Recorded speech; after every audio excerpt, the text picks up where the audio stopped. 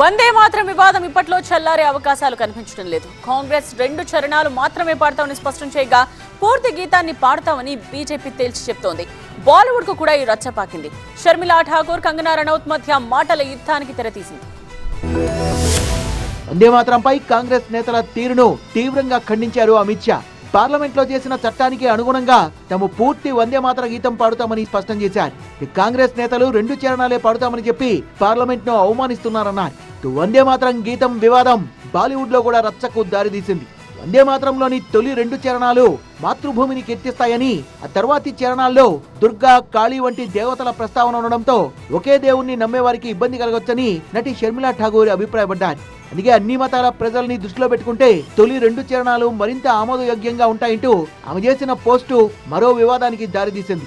వందే మాతరంపై కాంగ్రెస్ వైఖరిని సమర్థించే రీతిలో షర్మిల పోస్టు పెట్టారు. షర్మిల వ్యాఖ్యలకు బీజేపీ ఎంపీ కంగనా రనౌత్ ఘాటుగా స్పందించారు.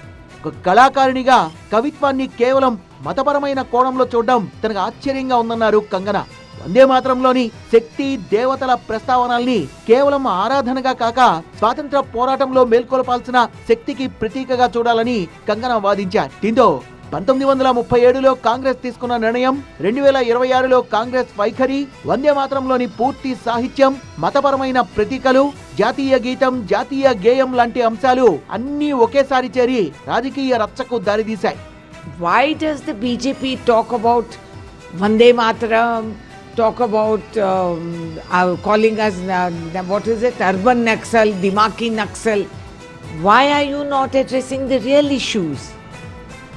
Talk about unemployment. Talk about Chanda Chori. Talk about what is happening with the youngsters and the children in this country. Talk about the closure of schools that you have done. మరోవైపు 1937లో పటి దేశ నాయకులు మహాత్మా గాంధీ, నెహ్రూ, వల్లభాయ్ పటేల్ లాంటి నేతలు కూడా 2 చరణాలకే పరిమితం కావాలని నిర్ణయించుకున్నారని మరిప్పుడు BJP వాదిస్తున్నట్టు అప్పుడు నిర్ణయం తీసుకున్న వాళ్ళంతా కూడా దేశద్రోహులేనా అంటూ ప్రశ్నించింది కాంగ్రెస్.